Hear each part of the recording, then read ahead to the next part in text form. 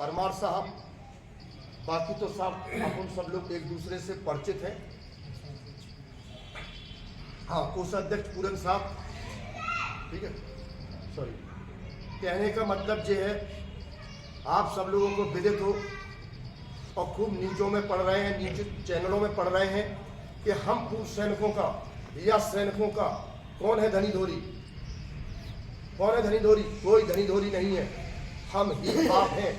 इसलिए हम सब लोग अपनी छोटी मोटी शिकवा गिला मिटा करके एक मंच पर, एक प्लेटफॉर्म पर, यहाँ पर एकत्रित होकर के अपने को सैनिक एकता का परिचय उन लोगों को दिखाना है जो हम लोगों को बिल्कुल कुछ भी नहीं समझते। ये हमारा मीटिंग का एक उद्देश्य है। आप देखते आ रहे हो, हमारे साथ में कहीं राजस्थान में हमारे सैनिकों को पीटा गया, कहीं चंबल संभाग ग्वालियर में हमारे मेजर साहब तक को अरेस्ट करके जबरदस्ती उनकी फैमिली के सामने ऐसा किया गया। सैनिकों की जमीनें जबरदस्ती बाहुबलियों द्वारा जीत ली जा रही हैं। अभी आपको थोड़ा सा फोकस डालता हूं, जैसे हमारे तोमर साहब ने कम से कम नहीं आज 50 प्लाट जो हमारे सैनिकों के थे ग्वालियर में, इन्होंने छुड़वाए हैं इनके लिए। और अभी मेजर साहब के साथ में ऐसा हुआ था, पूरा घेराव कर दिया था किसका? मंत्री जी के बंगले का, और एकत्रित होकर के वहां पे गए सभी संगठन के लोग, जिससे चंबल संभाग में नहीं पूरे देश में मैं आपको बताना चाहता हूं, चाहे राजस्थान हो, चाहे यूपी, एमपी, हरियाणा, जो हम लोगों ने कार्रवाई की है, हमारे पास में लगभग लोग जुड़े हुए हैं। उन्होंने यही बोला वास्तविक चंबल संभाग सैनिकों से भरा पड़ा है। तो ये एक संदेश बहुत अच्छा जाता है, जब ये नहीं कि आज मेरे पे हो गया, चलो छोड़ो यार उसको, हमें क्या लेना देना। किसी पे भी कल कोई सुख दुख ऐसा हो सकता है जिसमें हम शामिल हों।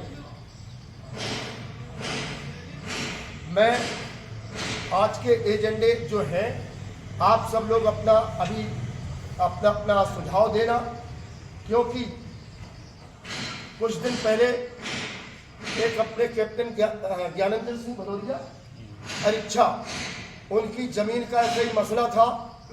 हमारे मैं उस दिन तारीख पे था लाहौर, 2-4 लोग गए थे साथ में कलेक्टर साहब से। जब अध्यक्ष अगर इस तरीके से बात करे तो आप बताओ क्या ये अच्छा है? एक बुद्धिजीवी व्यक्ति, उन्होंने क्या कहा कि आप नौकरी करते रहे और उनका ये भाई ये करता रहा, तो उसका हक है जमीन में, तुम्हारा कोई हक नहीं है जमीन पे। ये कोई जवाब हुआ क्या? मेरे ख्याल ऐसा तो कुछ है नहीं।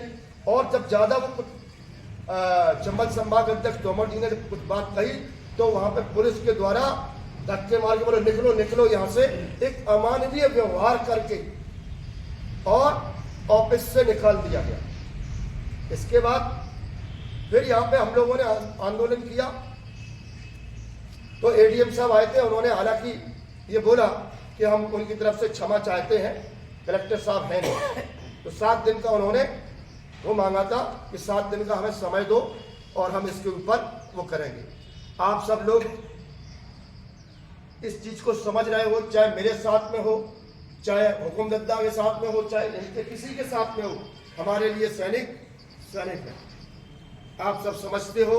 आप अपनी इमेज, अपनी वैल्यू और अपने हर चीज को अगर आप करना चाहते हो, तो मैं आपके माध्यम से जिले के 9154 सैनिकों से जो रिटायर्ड है,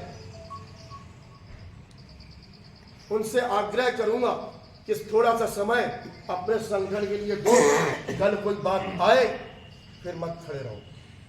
और मैंने देखा है आज अरविंद सिंह जी ने कम से कम 1000 सैनिक अपने संगठन में, इससे ज्यादा ही होंगे सर, जोड़ लिए हैं, 1000 से ज्यादा। और आज ये बात भी सत्य है कि चंबल संभाग में, ग्वालियर में बहुत ही अच्छा और एक महसूस होता है यार आपको आप कोई जाओ, इनका नंबर ले लो, अगर कोई ऐसी प्रॉब्लम होती है, चाहे वो चिकित्सा साइड से हो, चाहे और किसी साइड से हो, इनको फोन करें। पक्का आपको एक बार बिरला में हमारे वृंदावन साहब को ऐसे ही कुछ अभद्रता हो रही थी, मैंने इनको फोन किया, ये तुरंत गए वहां पे। तो कहने का मतलब जो है मैं कुछ बिंदुओं को इसमें बताना चाहता हूं। आप सब लोग अपना सुझाव, मीटिंग इसीलिए पहले फिर प्रेस कॉन्फ्रेंस होगी, तो मीटिंग में आप अपने पॉइंट दे सकते हैं, जिससे क्या है कि हम उन पॉइंटों पर काम करें।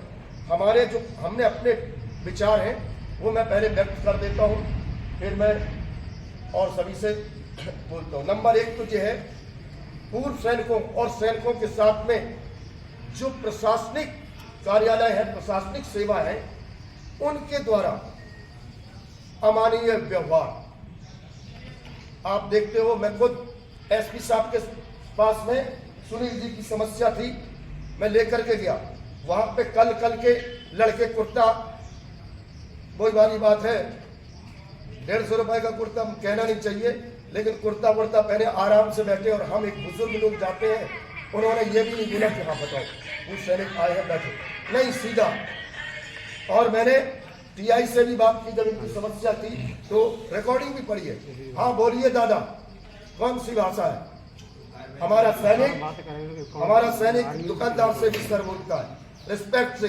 तो हम भी आशा करते हैं कि हम किसी कार्यालय में जाएं, हम नहीं बोल रहे कि हमारे ऊपर फूल माला डालो या हमें कोई गुलदस्ता भेंट करो, नहीं। जब हम रिस्पेक्ट करते हैं तो हमें भी रिस्पेक्ट मिलनी चाहिए, और ये हम लेकर के रहेंगे। अगर हम रिस्पेक्ट करते हैं एक चपरासी की, तो हमारे सैनिक को भी रिस्पेक्ट मिलना चाहिए। उदाहरण के तौर पर रामोकर साहब का नाती नेवी में है, एसपी साहब के पास में गया अपने कमांडर का, उनका लेटर लेकर के, कुछ नहीं हुआ। समझ रहे हो ना आप? और ना ही रिस्पांस, और बोल दिया गया इनसे, अरे यार तुम ही लोग आकर के ऐसा यहाँ पे गदर फैलाते हो। ये कौन सी बात हुई एसपी साहब की? आप बताइए, ये कोई बात है? एक डॉक्टर, एक आईपीएस, पीएचडी पढ़े लिखे व्यक्ति अगर इस तरीके का हम लोगों से व्यवहार करेंगे तो बाकी क्या होगा हमारा? ठीक है, तो इन सब विचारों को हम रख रहे हैं। कैप्टन साहब का हो गया।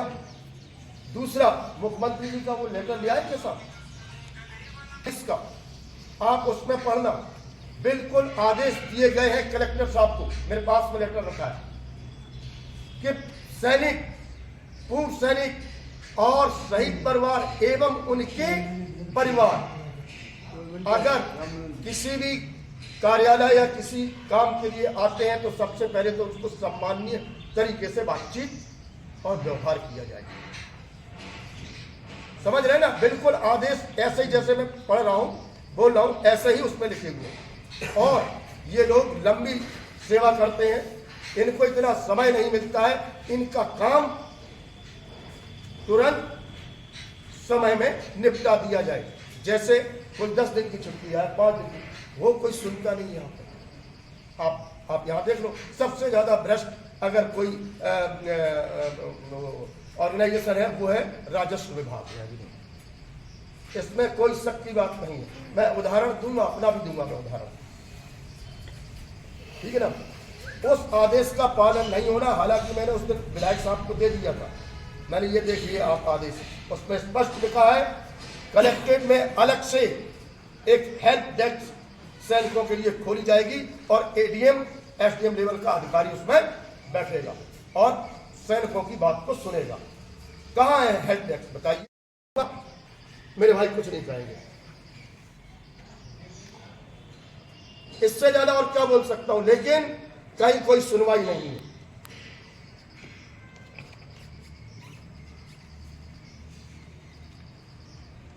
नेक्स्ट है ज्ञानेंद्र साहब का हो गया।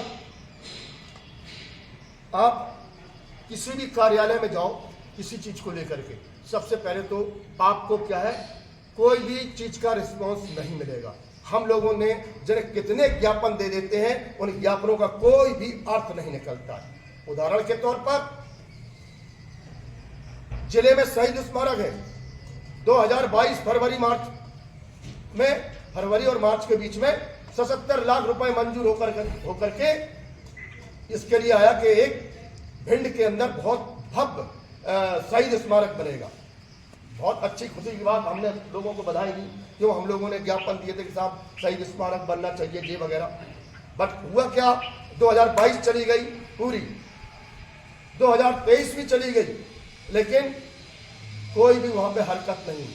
2024 में मैं जो प्रेजेंट विधायक थे, मैं उनसे मिला जा करके, और सब लोग भी थे, ये सब लोग थे। उन्होंने बोला बस आप तारीख तय करो और मैं शुरू करवाता हूं। तारीख हम क्या करें, आप बताओ। ऐसे कर बोला 22 तारीख चलती रही 6 महीने बीत गए, ना 22 आई, और कब खत्म हुई नहीं कोई। हमने फिर जाकर के कलेक्टर साहब से हम सब लोग मिले जाकर के 40-50 लोग कि साहब ये 77 लाख रुपए आया हुआ है शहीद स्मारक के लिए, ये पैसा कहाँ है। तो हमारे जिलाधीश महोदय माननीय जो अभी प्रेजेंट में है, उन्होंने उनका पैसा कब आया है 77 लाख, मुझे तो पता नहीं है। मैंने आपको पता नहीं है, आप पता करिए। हमने वो बोले ठीक है हमें टाइम दो, उनका भी टाइम बीतने लगा। लास्ट में मुझे क्या हुआ, हमारे एक वकील साहब हैं, बहुत ही सामाजिक काम करता है वो, उन्हें पता लगा, वो मेरे घर पे पहुंचे। उन्होंने बोला मैं इसमें आपकी हेल्प करना चाहता हूँ, बताओगे। बहुत आपका शुक्रिया। उन्होंने बोला आप आ जाओ कोर्ट में RTI। हमने RTI लगाई, तीसरे दिन मेरे पास में खबर आ जाती है और पेपरों में छप जाता है कि 77 लाख रुपए बिल्कुल आया हुआ है और जल्द ही काम स्टार्ट होगा। अब बताइए आप, वो 77 लाख का 3 साल का आप ही देख लो इंटरेस्ट कितना होता है, कहां था ये पैसा। इसलिए मित्र, मैं आप सब लोगों को एक चीज बताना चाहता हूं। आज जो हमारे सैनिक सरहद पे हैं, जब हमारी ये दुर्दशा हो रही है, उनके मन में क्या बीतती होगी कि यार हम सैनिकों की क्या वैल्यू है। देखो हमारे पूर्व सैनिक बुजुर्ग सभी, कोई सुनता नहीं है। छुट्टी आते हैं, छोटी मोटी मान के चलो हेलमेट नहीं हुआ, मार पिटाई कर देते हैं पुलिस प्रशासन, और कोई सुनता नहीं है। क्या इज्जत है हमारी। और नहीं तो ये पुराने लोग बैठे, जब एक सैनिक आता था उसकी इज्जत ही अलग होती थी। छुट्टी आता था, रेलवे स्टेशन, बस स्टैंड, यानी कहीं भी। कहने का मतलब यह है कि प्रशासन की तरफ से आज कुछ भी ध्यान नहीं दिया जा रहा है, जबकि सबसे पुराने इस संगठन के हुकुम सिंह साहब और हमारे राम अवतार साहब बैठे हैं। ये खुद बोलते हैं कि क्वार्टरली 3 महीने में कलेक्टर साहब पूर्व सैनिकों की मीटिंग लेते थे। क्या आजकल होता है? क्यों लेते थे मीटिंग कि भाई तुम्हारे कोई ऐसी बात हो तो हमें बताओ। मीटिंग में ये सब चीजें होती, लेकिन कुछ नहीं होता है। और जबकि सबसे ज्यादा हथियार हम पूर्व सैनिकों के पास में है। रेड क्रॉस का पैसा कितना देते हैं आप लोग? जब कोई लाइसेंस को वो करते हैं, रिन्यूअल तो अलग है, रेड क्रॉस का। जैसे मेरा फौजी लाइसेंस था, उसमें बोला रेड क्रॉस आपको जमा करना पड़ेगा। कहाँ जाती है? ये सब अपने सामाजिक काम में जाती है। आज कोई भी देशभक्ति के प्रति अगर प्रशासन का कोई भी ऐसा अधिकारी या कोई पहल होती हो जिससे ये पता लगे कि हाँ ये देशभक्ति के प्रति जागरूक है, क्यों केवल सैनिक ही है। आज कोई भी आप देख लो, चाहे विजय दिवस हो, चाहे कारगिल विजय दिवस हो, या 26 जनवरी हो, या 15 अगस्त हो, हम कभी शहीद सैनिकों को या पूर्व सैनिकों को बुलाया जाता है? जिन्होंने 71 की लड़ाई लड़ी है, आज बैठे, उनको कभी बुलाया जाता है? उनको कभी सम्मानित किया जाता है? ये सब अगर ऐसी चीजें हों तो देश में कम से कम देशभक्ति के लिए जो आने वाली जनरेशन है वो थोड़ा जागृत हो। नहीं तो ठीक है, रोड कम्युनिकेशन बना दिए और भी जगह पर आपका अच्छा काम चल रहा है, लेकिन देशभक्ति का जज्बा अगर इस आने वाली जनरेशन में नहीं है तो ये सब व्यर्थ है। हम सब लोगों ने बहुत लंबी लंबी नौकरी की है और ऐसी ऐसी जगह पर नौकरी की है जहां पर 1 महीने रख दिया जाए इन लोगों को रुक नहीं सकते हैं। और अगर हम जाएं ऑफिस में तो हम लोगों को कोई इज्जत या वैल्यू नहीं है हमारी। क्यों नहीं है? इसलिए मैं और ये भी कहना चाहता हूं आप सब लोगों से, क्या विजय दिवस 1971 का एक ऐसा ऐतिहासिक दिवस है, वर्ल्ड रिकॉर्ड है, वो क्या केवल सैनिकों का ही है? क्या प्रशासन की तरफ से, शासन की तरफ से कोई भी इसमें कुछ नहीं होना चाहिए? हम सब लोग अपना कंट्रीब्यूशन करके और अपना छोटा सा वो कर लेते हैं। कारगिल विजय दिवस, क्या किसी को ध्यान नहीं है? प्रशासन में कोई ये पढ़े लिखे लोग नहीं है ये ऑर्गेनाइज करें इन सब चीजों को? ये सब मुद्दे होंगे हमारे।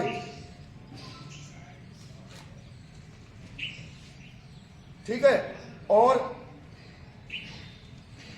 ये मुद्दे हम अपने को करना पड़ेंगे। पूर्व सैनिकों से हम अनुरोध करते हैं, सभी से क्यों करने पड़ेंगे कि जो अब आज सरहद में हमारे बच्चे जो इस देश की रक्षा कर रहे हैं, उनको ये लगे कि आज हमारे घर परिवार में अगर कुछ ऐसा होता है तो हमारे लिए सब लोग खड़े। नहीं, उनका दिल क्या कहता होगा? आप बताओ, यार इनके साथ में ऐसा हो रहा है तो हमारे साथ में कैसा नहीं होगा? हमारे परिवार के साथ में क्या नहीं हो रहा होगा? इसलिए मेरा अनुरोध है आप सभी से कि आप सब लोग आज तारीख डेट ये सब कुछ तय कर लो, और जो हमारे साथ में अमानवीय व्यवहार माननीय चंबल संभाग अध्यक्ष तोमर साहब के साथ में हुआ है, जमीनों का जो मुद्दा है, इन सब लोगों को लेकर के किस तारीख को हमें अब बैठना है। हमारे ऐसे सुनवाई नहीं होगी, हमें बैठना है और ये दृढ़ निश्चय करना है। और आप सब लोग इतने हिम्मती हैं कि जब अपन दृढ़ निश्चय कर लेते हैं तो ऐसी कोई शख्सियत नहीं है जो हम लोगों को झुका सके।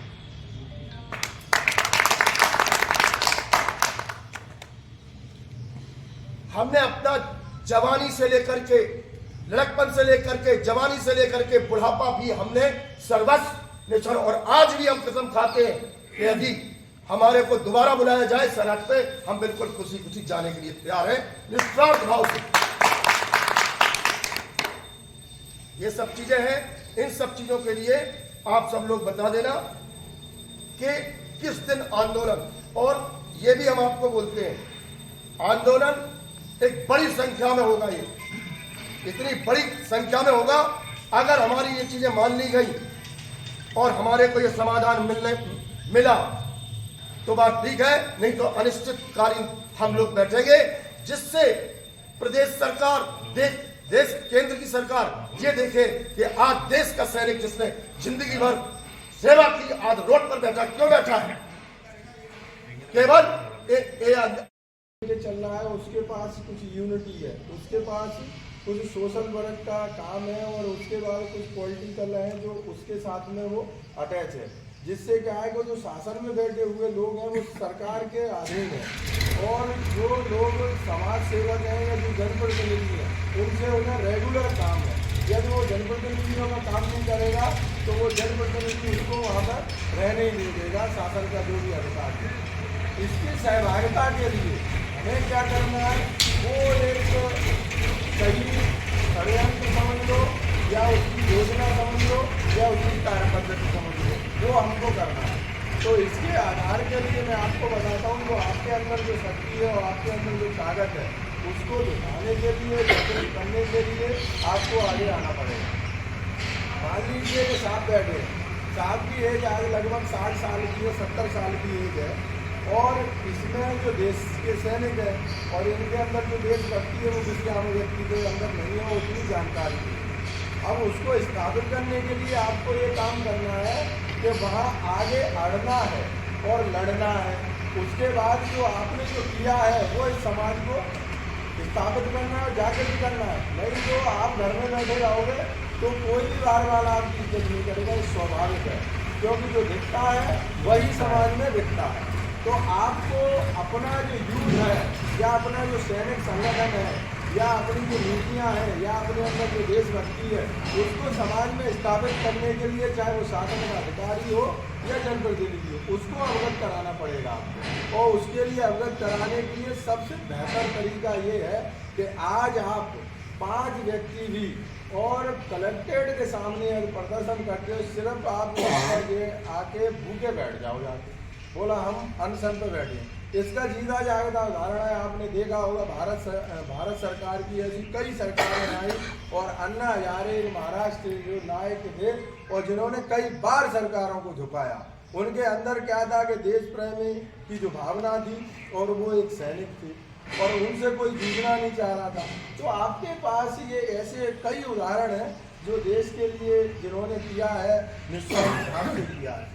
आप सबके बीच में मैं ज़्यादा न कहते हुए, जैसा कि साहब ने बता दिया है या आपका जैसे साहब ने बताया प्लॉटों से संबंधित, ग्वालियर में आज मैं आपको बता दूं कि किसी की हिम्मत नहीं है, चाहे कोई भी बना रहा हो, कोई चाहे शासन का अधिकारी हो चाहे जनप्रतिनिधि। हम लोगों ने जहाँ पर जिस भी कार्य के लिए यदि हमने लड़ाई की है उसके लिए हम सफल हुए, कोई हमारे सामने नहीं टिका है, क्योंकि आज सबसे ज़्यादा हमारी वहाँ स्ट्रेंथ है और स्ट्रेंथ को हमने जागृत करने के लिए, अपनी मूल्यों की रक्षा करने के लिए हमने उनको बिल्कुल जागृत कर दिया है।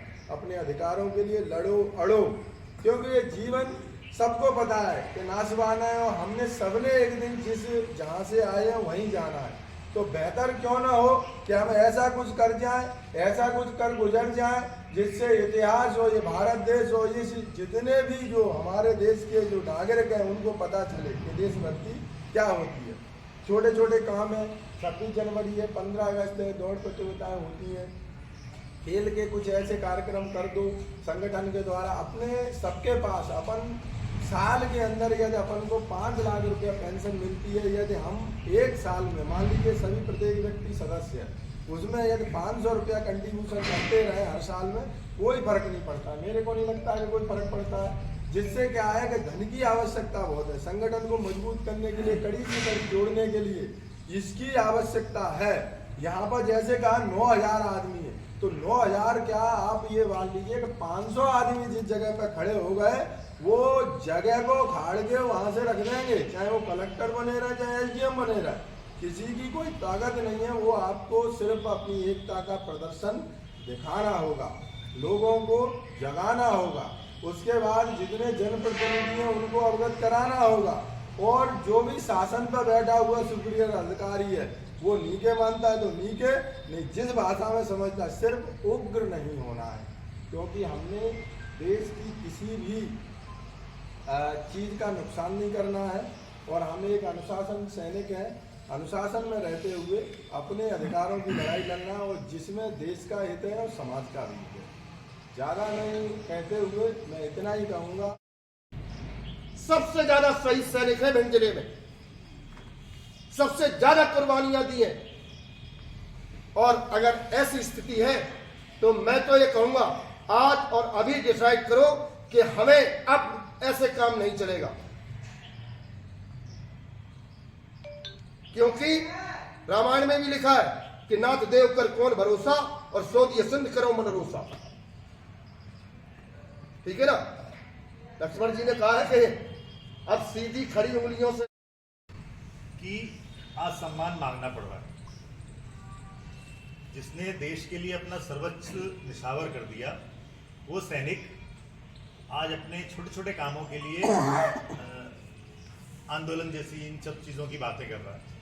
आप विदेशों में चले आइए, देशों में चले आइए, वहाँ की संस्कार इस तरह के हैं कि वहाँ अगर कोई सोल्जर निकल जाता है एयरपोर्ट पे या रेलवे स्टेशन पे तो वहाँ के लोग खड़े होकर तालियां बजाने लगते हैं। ऐसी सभ्यता है वहाँ की कि सैनिक ने हमें इतना दिया है तो हम उसके लिए खड़े हो जाएं। जहाँ भी से वो निकलते हैं ड्रेस में तो हम तालियां बजा के खड़े हो जाते, अन्य सारे काम रुक जाते हैं उनको सम्मान देने के। और यहाँ हमें इस विषय पर मांगना पड़ रहा है। तो ये कितने ही हमारे जो नैतिक मूल्य हैं इनका ह्रास हो चुका है, कितना हम नैतिकता से दूर चले गए हैं।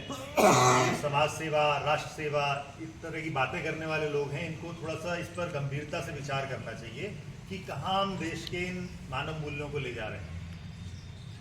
क्या सिर्फ पद का सम्मान करना, नेता का सम्मान करना, प्रभावी व्यक्ति का सम्मान करना ये वास्तविकता नैतिकता है? एक पत्थर की मूर्ति को हम नमस्कार करते हैं सिर्फ आस्था की वजह से, कि हमारी उससे आस्था जुड़ी हुई है।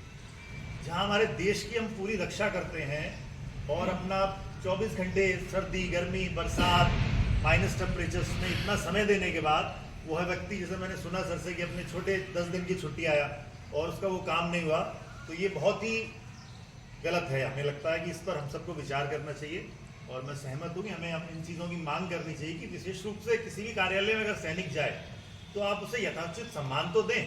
कार्य ना होना, नहीं होना, उसमें कोई अड़चन होना वो एक अलग बात है, उसे हम नहीं मना कर सकते, लेकिन उनका सम्मान होना बहुत जरूरी है और ये उनका अधिकार है। और इसके लिए शासन, प्रशासन, रक्षा मंत्रालय की तरफ से प्रतिबद्ध है। ये कोई नई बात नहीं है बताने वाली, इसकी गाइडलाइंस पहले से ही मिनिस्ट्री ऑफ डिफेंस से दी गई है। तो अगर पालन नहीं हो पा रहा है तो कहीं ना कहीं हम जगाने में सक्षम नहीं है, कहीं ना कहीं हम अपने लोगों को ये नहीं बता पा रहे कि ये नियम है। ये अटल जी ने बोला था, ये नियम है, भारत सरकार की गाइडलाइन है।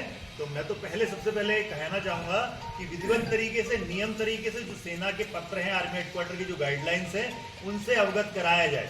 उन्हें पत्र अनुसार ये व्यक्ति आ जाए, पॉइंट नंबर 16 आप प्रतिबद्ध हैं इस काम को करने के लिए। आप इस पे हम पे कोई एहसान नहीं कर रहा है कि हम इन चीज़ों को करने के लिए आपसे भीख मांग रहे हैं, आपको स्पेशल वर्ग है। गवर्नमेंट ने हमको ये आरक्षण दिया है और गवर्नमेंट ने हमें इसके लिए बाध्य किया हुआ है कि आप उनकी रक्षा करें, क्योंकि उन्होंने आपकी रक्षा की है। अगर वो आपको सुरक्षा वाले वातावरण में शिक्षा नहीं मिलती, अगर वो सुरक्षा वाले वातावरण में आप पढ़ लिख कर नहीं पढ़ पाते, तो क्या आप अधिकारी होते आज? क्या जिस देश में सुरक्षा नहीं है वहां का कर्मचारी सुरक्षित है क्या? आज बहुत से देशों में युद्ध चल रहा है, क्या वो उनकी संपत्ति का, क्या उनकी योग्यता का? क्योंकि उनकी सेना सक्षम नहीं थी। हमने आपको एक भयमुक्त वातावरण दिया है, हमने एक सुरक्षापूर्ण आपको जीवन दिया है, हमने एक क्वालिटी लेवल आपको लाइफ दी है कि आप जी पाएं, आप पढ़ पाएं सुरक्षित थे, तो आप अधिकारी बने।